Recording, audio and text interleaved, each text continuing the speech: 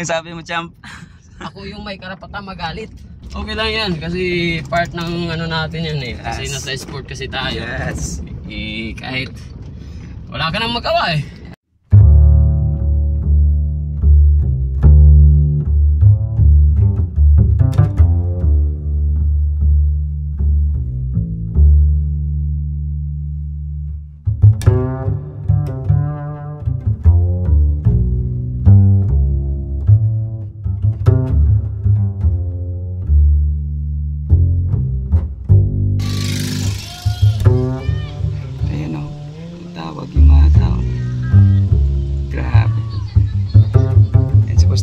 Kinawayan niya. Ayan ba yung sinasabi nilang hindi na mamansin? Ayan o. Sinigawan pa nga. Yung bata o. Yung bata, grabe. Ating tuwa ng mga tao dito kapag dumaan si Champ. Lugar nila to ha, baluarte nila. Yung mga tao. Medyo nagkagulo na yung mga tao doon sa ano.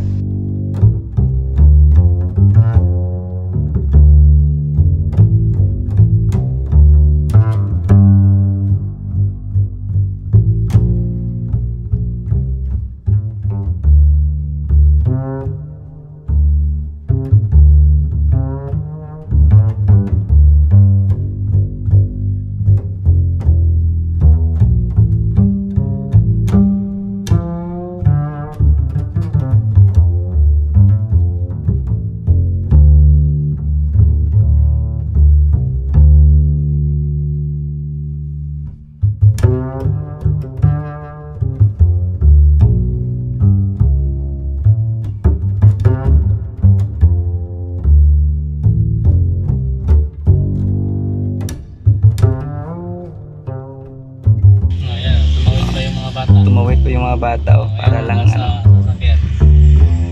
Mga bata. Ipagkamay siguro yan. Oh. Hinto pa yung ano. Ayan oh, yung mga bata na ano talaga oh. Yun oh.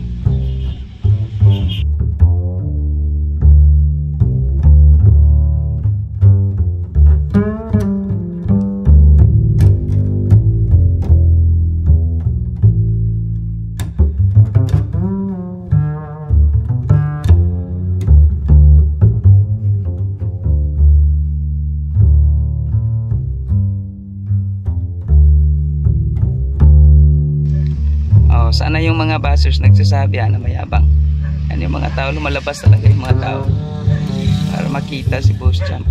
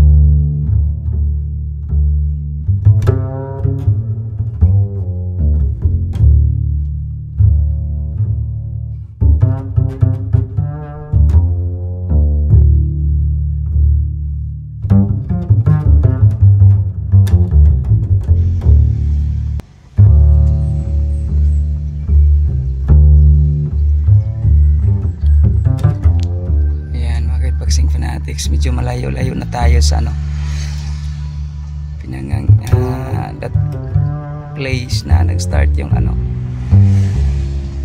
nag-start na tumakbo itong ating pambato. Sobrang tirik ng araw. Nakaka-excite panoorin mga ka-Unboxing Fanatics training pa lang, jogging. Lalong-lalo na kaya sa ano, sa mismong bakbakan.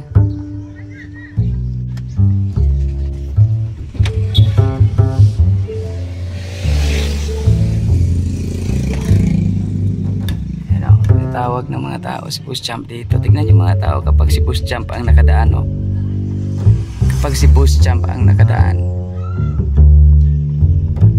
Ayan, tignan yung mga tao dito. Kaya sa mga nagsasabi dyan, sunog talaga sila. Nagsasabi dyan, wala talaga, paninirang puri lang talaga yung ginawa nila sa ating pambato. Dito nasaksihan ko mga ka-Idbaksing fanatics kung gaano kasinungaling itong mga taong nagpapakalat ng fake news. At lalong lalo na yan kay Silver Tae na yan. May intel daw siya dito. Ayan o, kitang-kita nyo naman. May hindi. Doon sa gym, walang medyo kapitbahay. Sinungaling talaga. Sinungaling talaga yung tao na yan.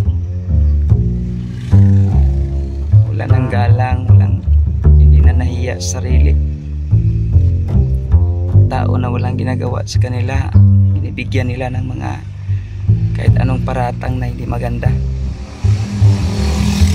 Yung mga tao dito, kapag si Boss Champ ang nakadaan, talagang nagbibigay galang talaga at suporta kay Boss Champ.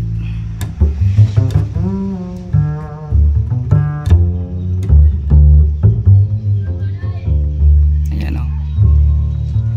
Uyod, pumunta ng Ormoc, nagiging champion na. Kaya nga eh.